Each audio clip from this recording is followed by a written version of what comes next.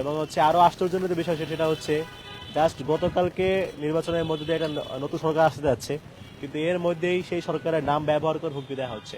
গতকাল যে হুমকি দেওয়া হয়েছে সেখানে সরাসরি তারেক রহমানের নাম উল্লেখ করা হয়েছে, বলা হয়েছে যে এখন তো হচ্ছে তারেক রহমান ক্ষমতায় আসতেছে, তোদেরকে দেখে নেওয়া হবে, তোদের মরণ আমাদের হাতে, এই ধরনের কথাবার্তা বলা হয়েছে।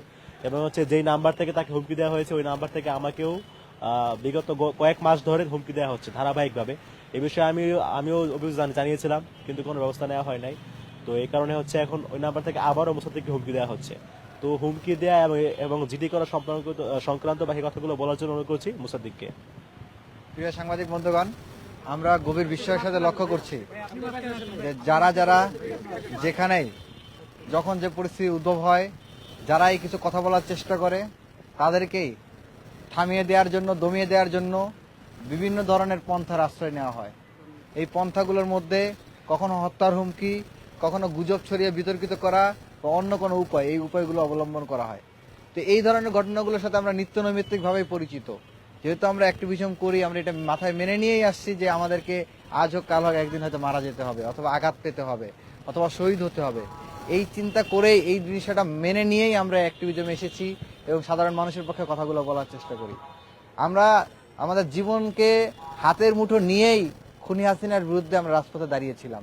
আমরা আমাদের জীবনকে হাতের মুঠোয় পুরেই এখনো যারা চাঁদাবাজি করে, যারা সন্ত্রাসী করে, যারা মাফিয়াতন্ত্র কায়েম করার চেষ্টা করে, তাদের বিরুদ্ধে কথা বলে যাচ্ছি। সুতরাং জীবনকে নিয়ে আমরা বিন্দুমাত্র বিচলিত নই এবং মৃত্যুকে নিয়ে আমরা বিন্দুমাত্র বিচলিত নই। আমরা সর্বমুহূর্তই শহীদ হওয়ার জন্য প্রস্তুত। এবং এই ধরনের হুমকি ধামকি এবং বিভিন্ন ধরনের গুজব প্রপাগান্ডা আমাদের নামে অনেক ছড়ানো হয়েছে। এর আগেও আমাদেরকে অনেক অসংখ্যবার মৃত্যুর হুমকি দেওয়া হয়েছে, হত্যার হুমকি দেওয়া হয়েছে, খুনের হুমকি দেওয়া হয়েছে। এর আগে অসংখ্যবার আমাদেরকে মেরে ফেলে আমাদেরকে ঝুলিয়ে রাখা হবে, এই করা হবে, সেই করা হবে, অনেক কিছু বলা হয়েছে। তো সেগুলো নিয়ে আমরা কখনোই এত পাত্তা দেয়নি বা এত গুরুত্বপূর্ণ মনে করিনি। এবং কখনোই আপনারা সাংবাদিক বন্ধুগণ, আপনারা আমাদেরকে চিনেন দীর্ঘদিন ধরে এবং আমাদেরকে বিভিন্ন সময় আপনারা আমাদেরকে পেয়েছেন এবং আমরাও আপনাদের কাছে পেয়েছি। আপনারা আমাদের মুখ থেকে এর আগে কখনো এই ধরনের জিডি করতে এসেছি কোনো হত্যার হুমকির পরিপ্রেক্ষিতে এই ধরনের ঘটনা আমার ধারণা আপনারা দেখেন নাই, কারণ আমরা এই বিষয়গুলোকে পাত্তা দেয়নি বা গুরুত্ব দেয়নি। কিন্তু গতকাল নির্বাচন শেষ হয়েছে মাত্র, ফলাফল আসতে শুরু করেছে বা এসে গিয়েছে ইতিমধ্যেই। এইরকম একটা মুহূর্তে গভীর রাতে, রাত 1:38-এর দিকে, আপনারা জানেন তখন প্রথম সারির গণমাধ্যমগুলো ইতিমধ্যেই নিউজ করে ফেলেছে যে একটা নির্দিষ্ট রাজনৈতিক দল 200+ মার্জিন নিয়ে, আসনের মার্জিন নিয়ে ক্ষমতা আসতে যাচ্ছে।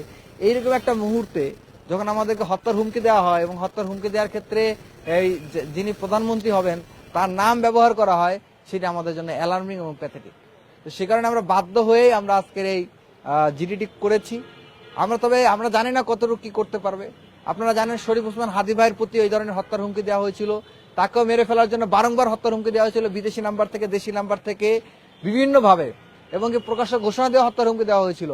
এবং তাদের বিরুদ্ধে শরীফ ওসমান হাদি ভাই থানায় জিডি পর্যন্ত করেছিলেন, কিন্তু কোনো পদক্ষেপ গ্রহণ করা হয় নাই।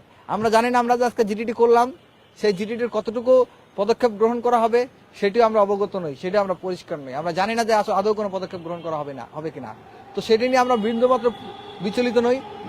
আমাদের যে দেশের আইনের প্রতি, বিদ্যমান আইনের প্রতি, পুলিশ প্রশাসনের প্রতি যে আমরা আস্থা যে রাখতে চাই, সেটা নজির স্থাপন করার জন্যই মূলত আমরা এখানে আজকে এই আনুষ্ঠানিক অভিযোগটি দায়ের করলাম। বাদ বাকিটা দেশের জনগণের হাতে এবং আইন প্রশাসনের হাতে।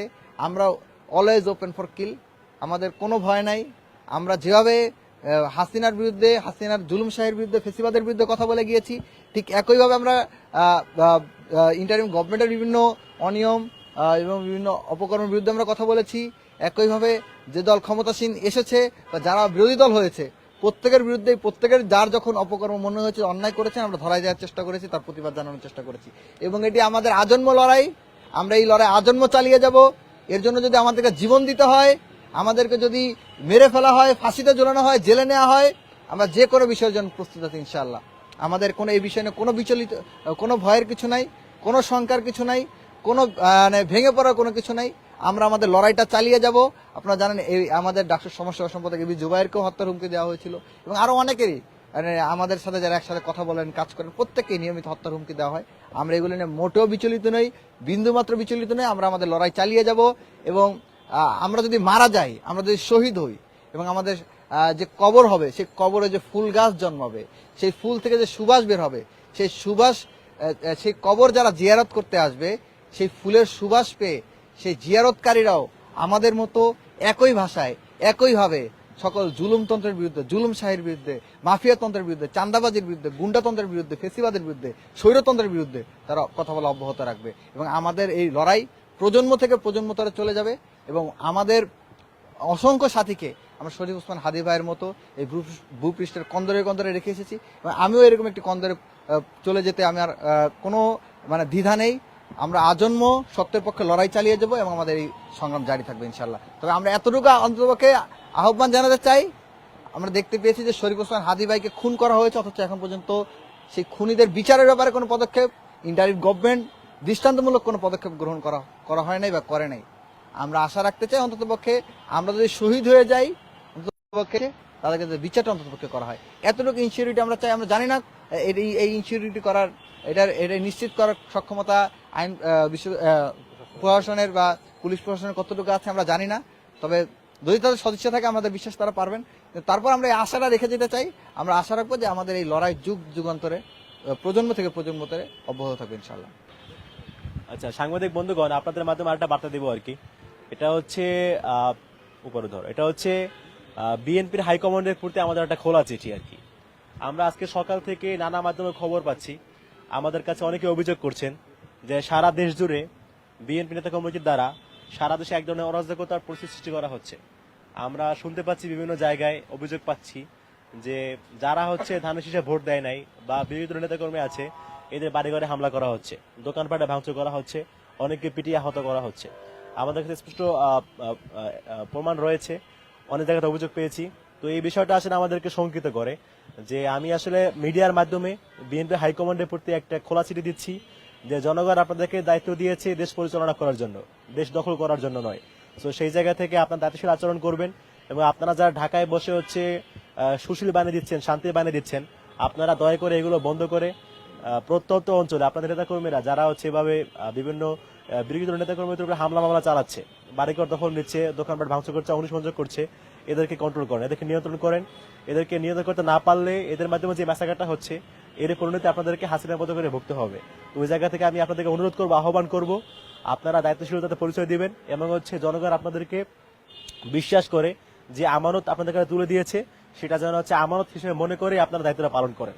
সারা দেশে অনতি বিলম্বে বিএনপি কর্তৃক যে সমস্ত অরাজকতা হচ্ছে, বিরোধী দলের নেতাকর্মীদের হামলা মামলা হচ্ছে, বাড়িঘর দখলপাট হচ্ছে, অগ্নিসংযোগ হচ্ছে, এগুলো অবিলম্বে বন্ধ করার দাবি জানাচ্ছি।